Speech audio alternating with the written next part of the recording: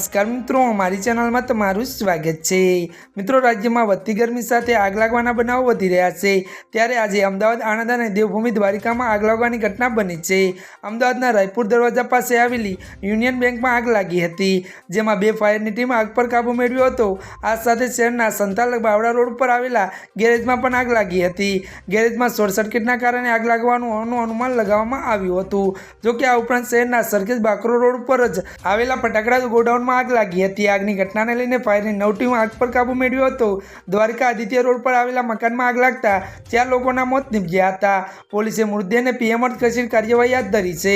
ત્યારે આણંદમાં આવેલી બીજી પટેલ ફિઝિયોથેરાપી કોલેજમાં આગ લાગી હતી। કોલેજના બીજા માળે આગ લાગતા ઓડિટોરિયમમાં આગ લાગતા 20 દર્દીઓનું રેસ્ક્યુ કરવામાં આવ્યું હતું। જ્યાં મિત્રો અત્યારની આ દુઃખદ ખબર સામે આવી રહી છે। ત્યારે મિત્રો આજના માટે આટલું જ। અમારી ચેનલમાં નવા હોય તો અમારી ચેનલને મિત્રો લાઇક, શેર અને સબસ્ક્રાઇબ કરી દેજો। ધન્યવાદ।